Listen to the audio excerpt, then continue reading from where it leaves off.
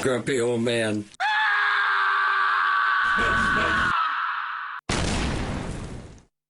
Hi, welcome to Old Grumpy Man Talking About. And this time it's Steve Hackett. We all know, of course, from the great band Yes. Sorry, Genesis, of course. And the fun part is, of course, that we do some split things. I will announce some artists which I don't know really well. It's not entirely true. Of course, I know all the artists. You always know. Yeah, I know something, but something. But Steve Hackett isn't not much on my radar anymore since 1984, I think. So, but you know a lot more about him, or you got a lot more of him. Yeah, and the same for me, yeah. But that's with a lot of bands. After '84, we lost a lot of bands. But maybe we can do a separate show of that. How that is possible with the changing, or maybe our changing interest in music, I don't know. But anyway, yeah, this is Peter, I'm Mark, we're from the Netherlands. Beautiful setting again with a lovely vase of flowers.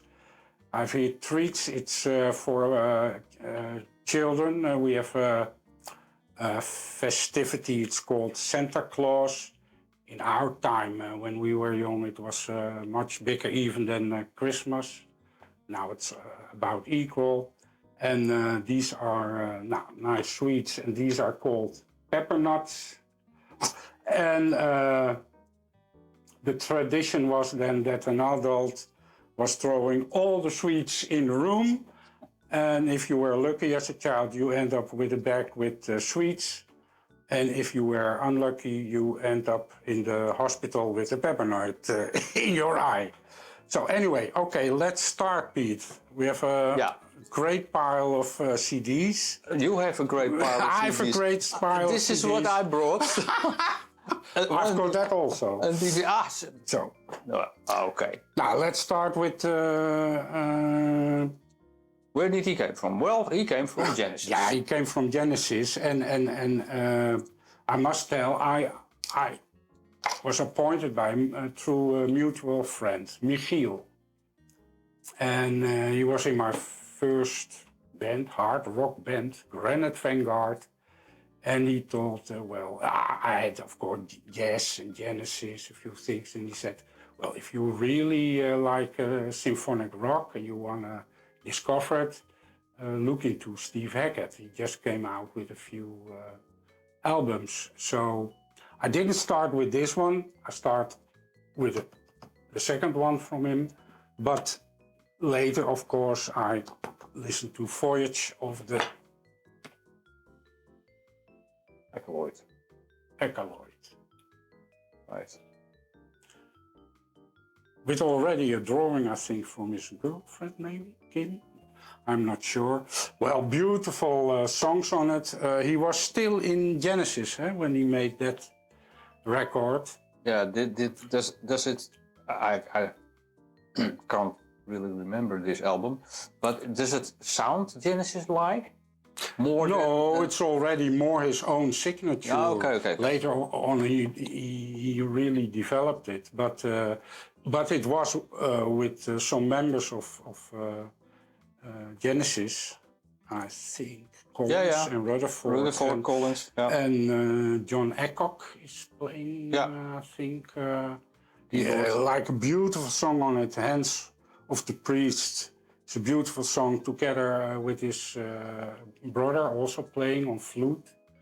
And a nice mellotron keyboard from John Aycock.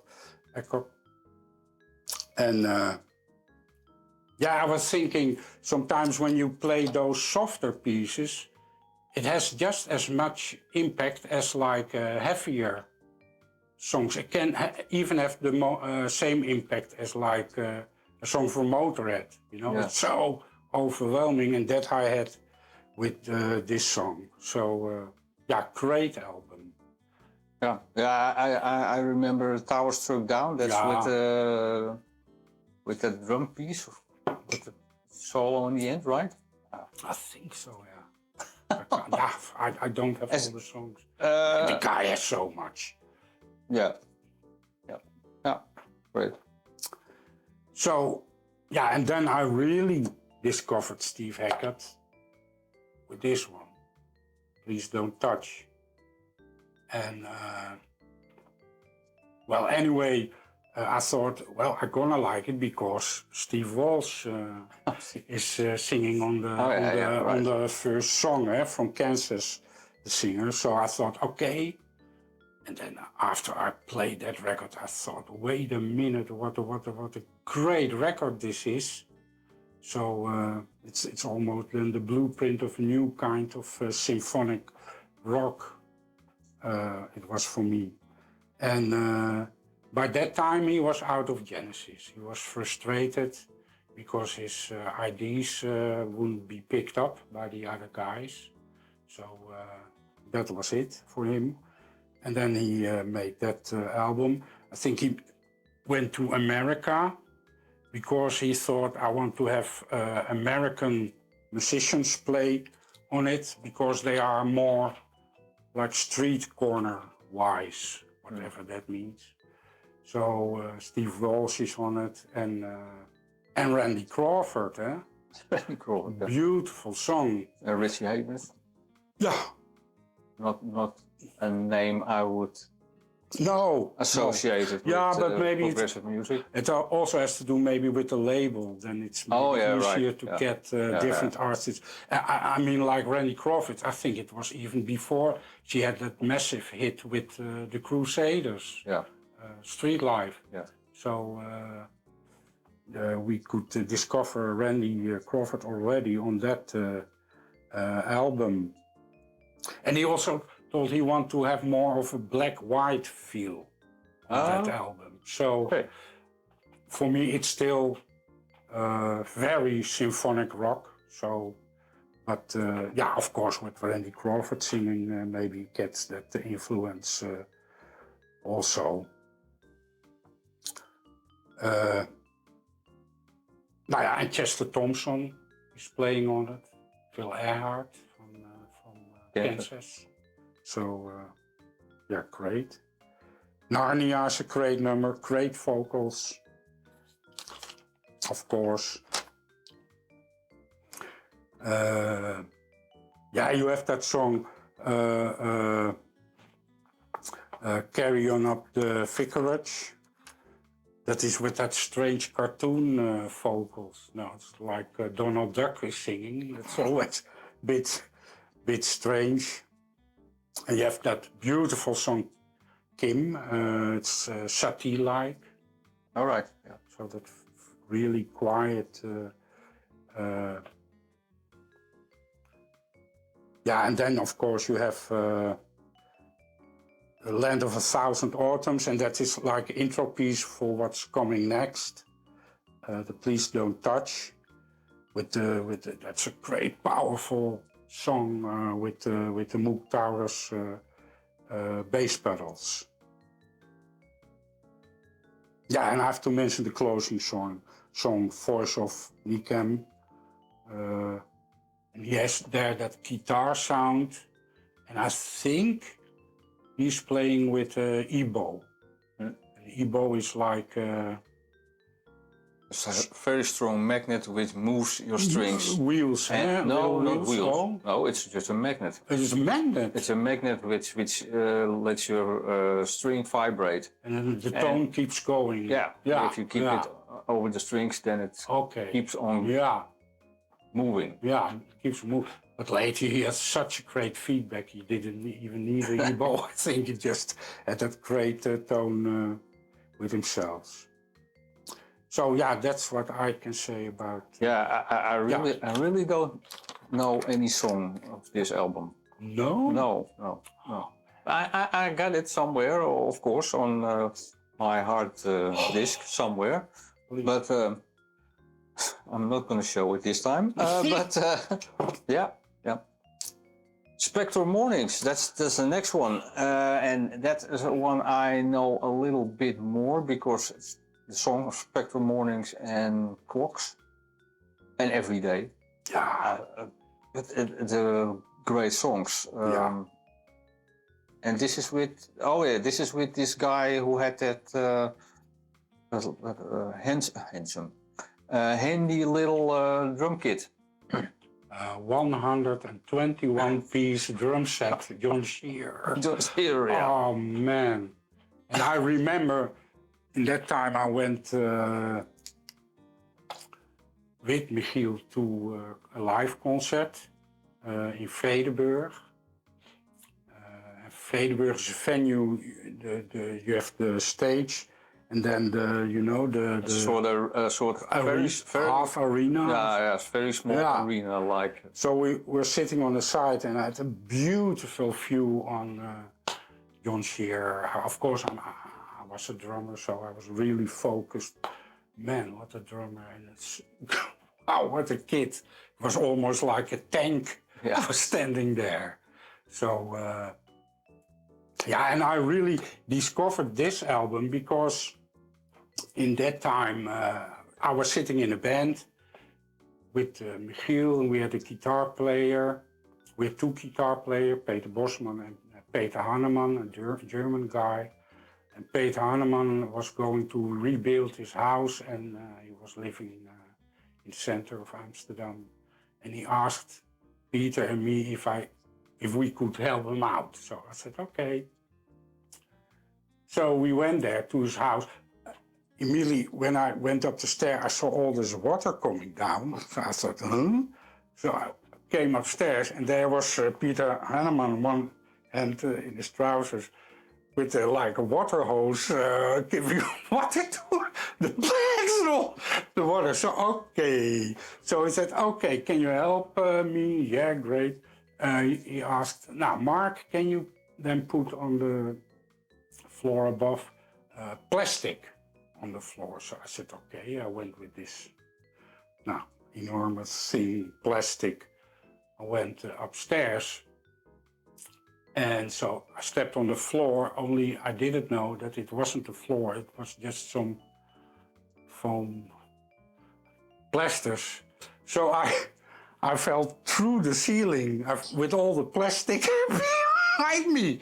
And the two Peters were talking in that room and they saw me falling down, boff! So that was great. In the night I drove home, I had a motorcycle then. I couldn't handle my friction. So I went to the hospital and a little thing here was broken. So I had to get a plaster bracelet. So I couldn't work for a few weeks. It was lovely weather. So I went to, living still at my parents' home, and went to sit in the garden, lovely weather, put a speaker in the garden. And I listened for 2 weeks to Spectral Mornings. Wow, what a record, man. All those songs, yeah. Now, like you said, Every Day, great vocals. It was also the first record with Nick Magnus, keyboard player. Yeah. Dick Cadbury, bass.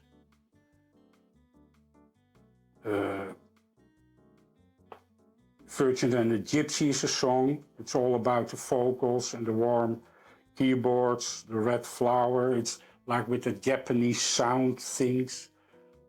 Steve Hackett is of course also more and more also with parts of a bit of world music influences.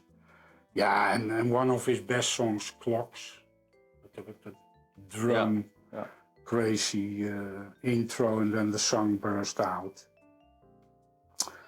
So,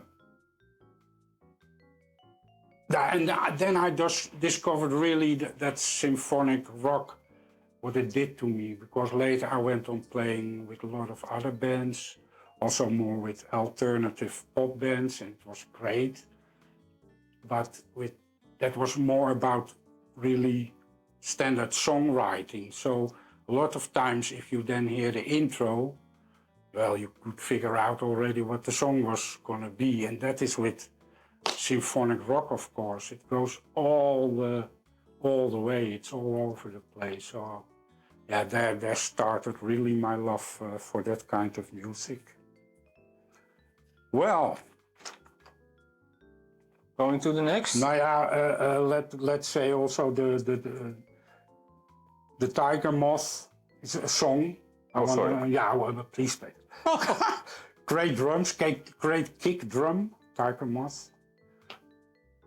Yeah, the synthesizer had also great sounds, the new analog chord playing. You could only listen to a chord, you know, that was already great. So, and Spectral Mornings, of course, that song, also one of his best songs. Unbelievable melodies on the guitar. And on that song, Spectral Mornings, John Shear is playing like 16th notes on his hi-hat, but he's always playing with these beautiful rolls in between on the hi-hat. That's subtle, and you really get lost in the scheme from that song. It's not great. Okay. Right. Then we come to and I know this album, and I know this album as well, and I think it's if it was a double album. Yeah, I agree. Back to back. Yeah. It's just as great as this one, and that's Defector. Yeah. Jacuzzi. Yeah. Steps. Oh. Yeah. Slogans. Yeah. Great tracks. Steps with those bass pedals, and that's also on that song with Steve Hackett, the way he's waiting for with his guitar melody solo-like thing, he's waiting for the solution of the solo, because it's not really there the first time. So he starts again with the melody, and then comes the solution, the euphoria. It's such a great build-up song, and it's a slow song, but it still has so much pace in it. So yeah, slogans, the song, great rhythm, great complex time signature, and you have that typical acoustic thing from Steve Hackett on two femmes as guests. What can I say? All great songs. Not a bad song on it. So I agree. Yeah, great album. Then we go to Cured. Oh, I right. don't have that on LP. Yeah, and then Well, now.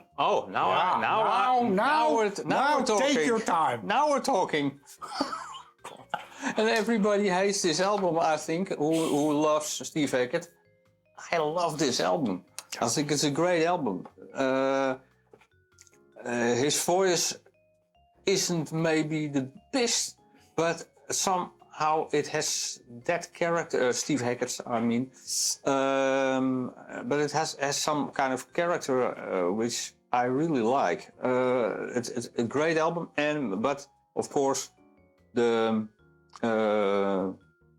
one thing which is astonishingly, or how I don't know how to say that really. I was shocked. I was shocked to hear it.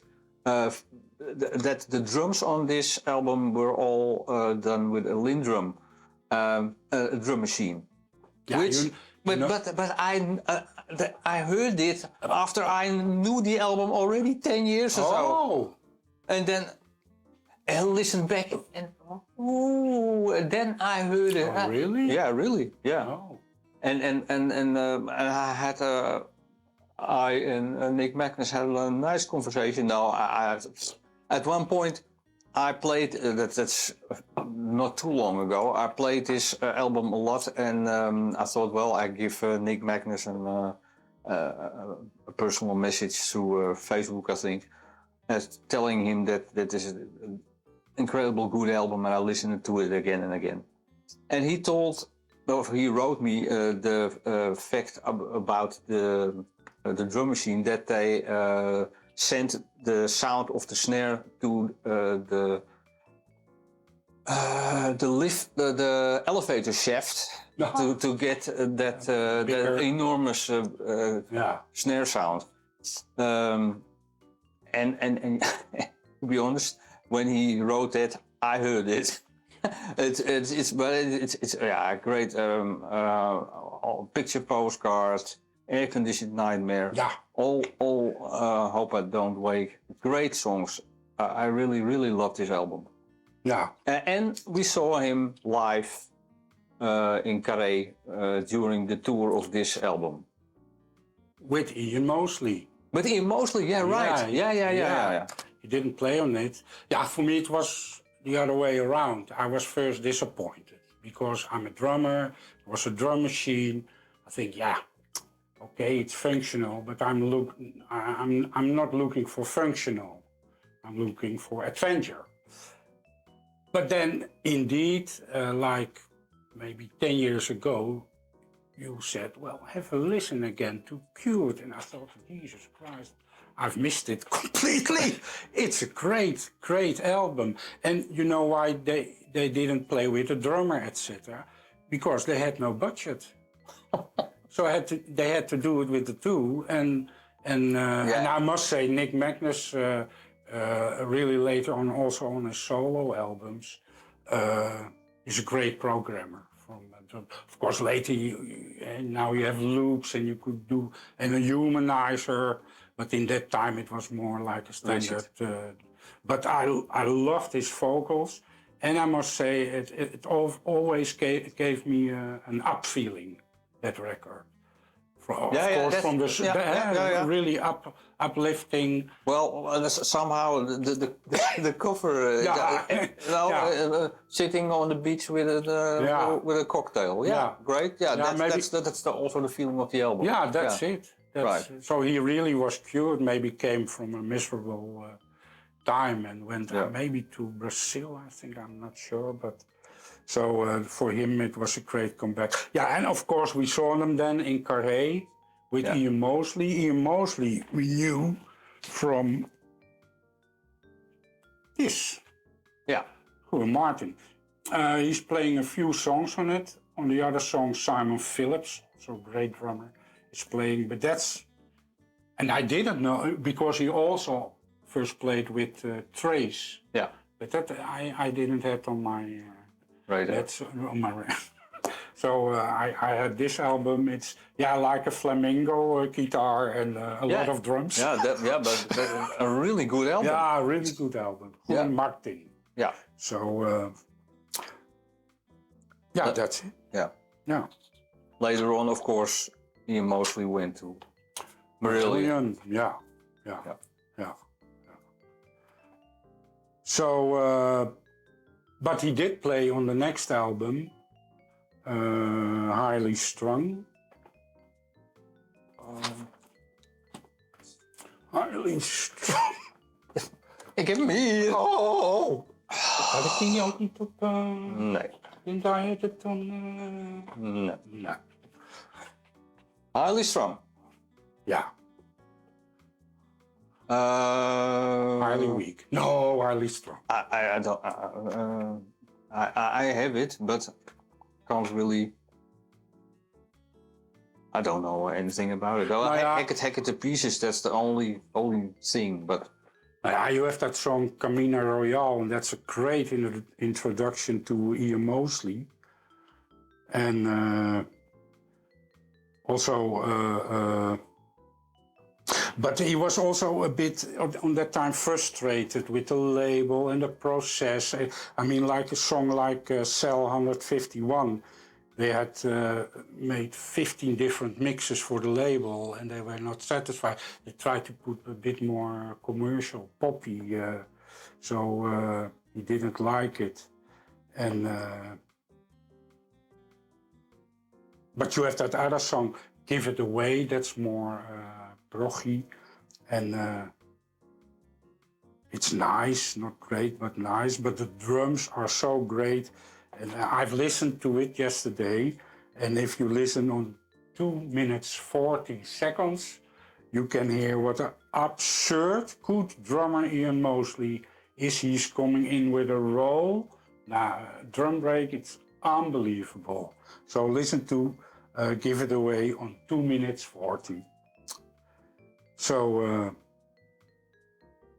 and Group Therapy is also a nice song, due to Ian Mosley, I think. So. Okay. Now then we are going to Bay of Kings. It's acoustic. Yeah, I get this one as well. Yeah? Yeah. Yeah. And even though I was not really a fan of acoustic guitar, I fell in love with Michael Hedges. Yeah. Because I thought, well, it was unbelievably good. And then I heard this album, and I can't say it's in the same realm. It's not, but it's a beautiful guitar, a beautiful album. I really, really like this album. Yeah. Yeah. Classical influences. Yeah. And very nice. I think John Hackett is also playing on it a bit with flute. So. Yeah. Yeah. Great. So. Yeah, and then down the drain. No, yeah, maybe from somebody who started with this album, you will tell, no, this is a great album. Here we have Faces. Yeah, it's more rocky. I don't know. You don't know. From more, this point on, I don't know anything. No, it's more, yeah, rocky thing. So for me, I lost. It's with Ian Mosley, and no, for me, it's one of his. Then I lost. I must say, then I lost Steve Hackett a bit. That was the Yeah, time. I can see that. Yeah. Yeah. No, yeah, of course, no, yeah, I bought. No, because then he came.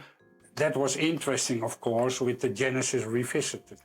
Yeah, that's okay. I must say something about that. Yeah, I don't really understand why he did that. No, because I think the songs he did on his own are also great, beautiful songs. Why go back in the catalog of the band you ever where you played in for I don't know how long, but 10 years or more, and start revisiting those songs. I can.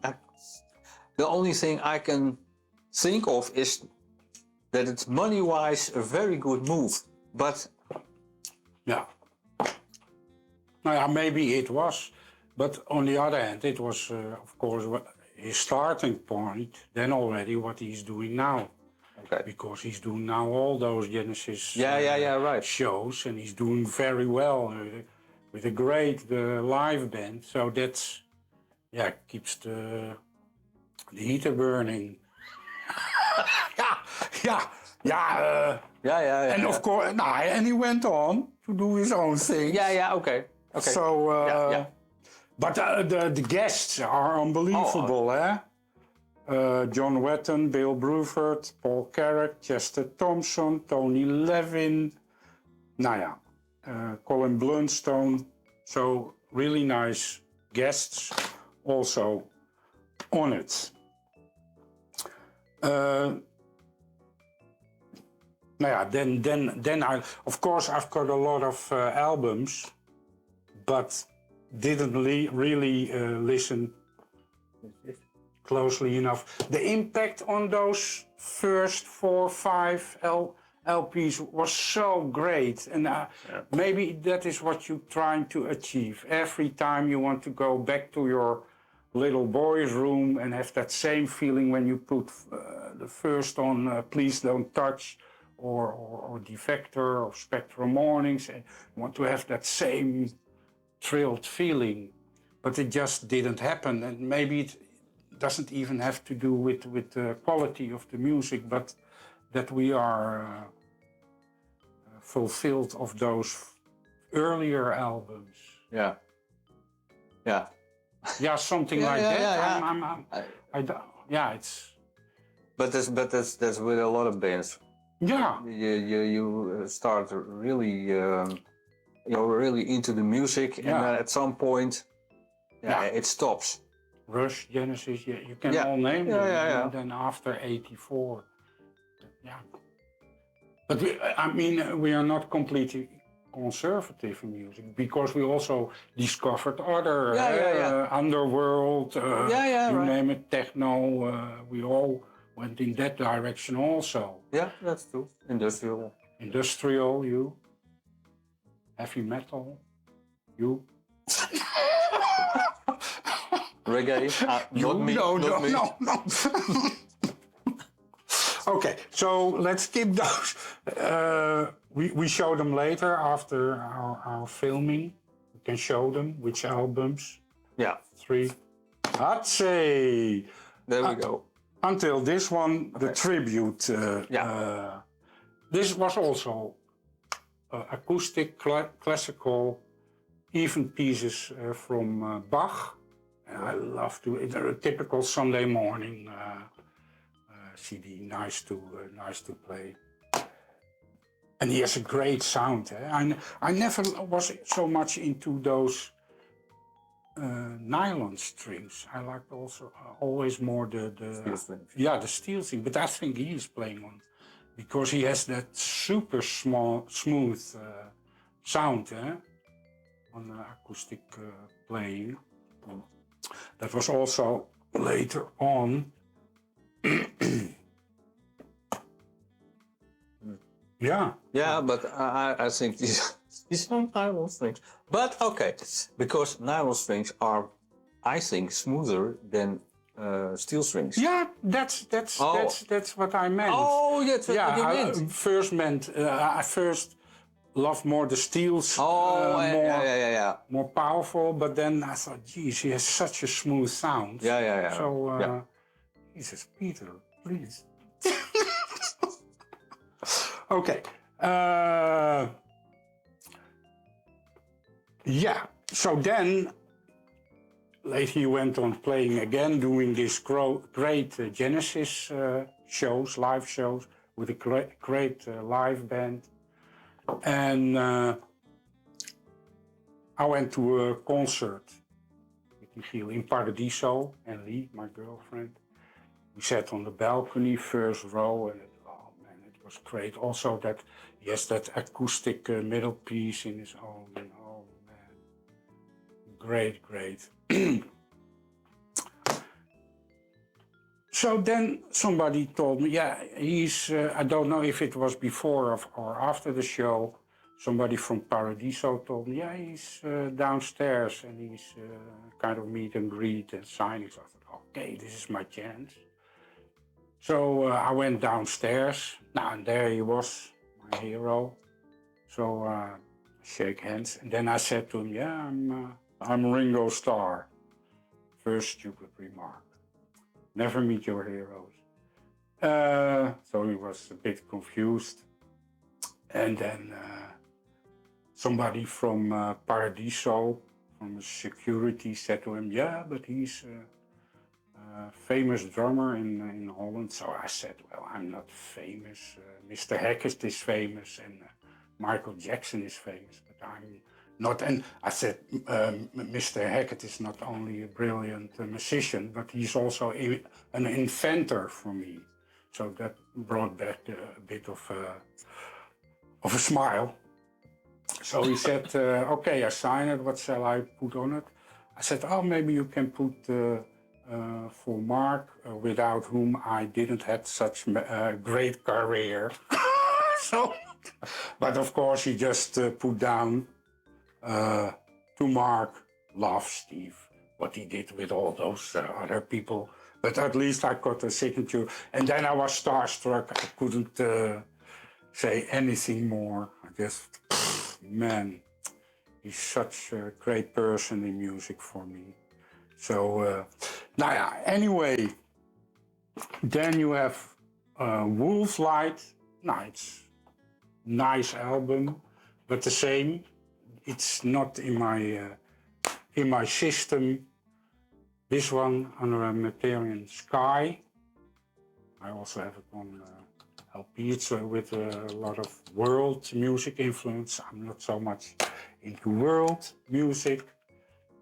This is also an acoustic album. Now, also beautiful. This is also acoustic, but it belongs within, I think, this box set. It's about live concerts in the 70s, the 80s and the 90s. I have the 4 CD box, but you also have like a 6 CD box. And my girlfriend Lee saw this in a record shop and she loves the acoustic playing of Steve, so she bought this one. And this one I think I got from you. It's of course a bootleg, live in Washington. Or maybe, no, I had a colleague on my work where I was working that time, and he made this for me. Now I remember. Yeah, did you read it? No.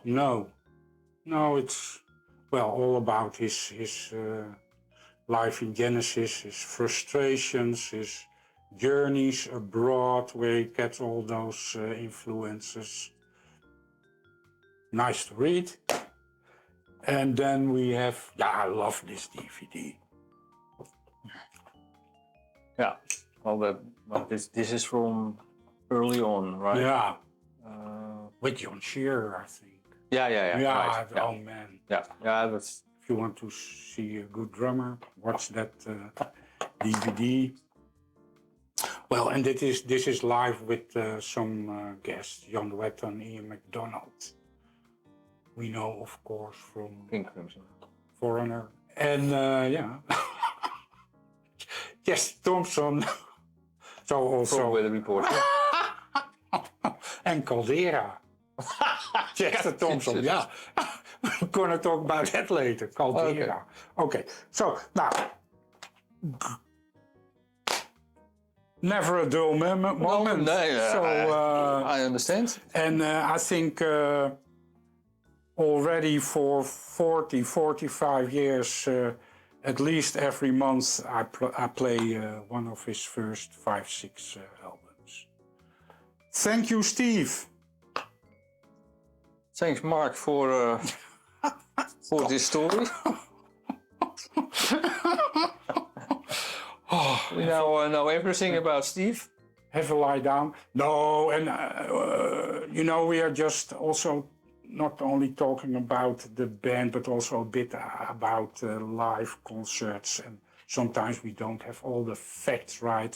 So please comment. And if we lost an album and you say you really have to hear that again, Mark and Peter, we're going to do that. We promise. Yeah. Okay. Thanks for watching. Thank you. We're going through all the albums just now, and then we'll see you in another episode. Bye-bye. See you.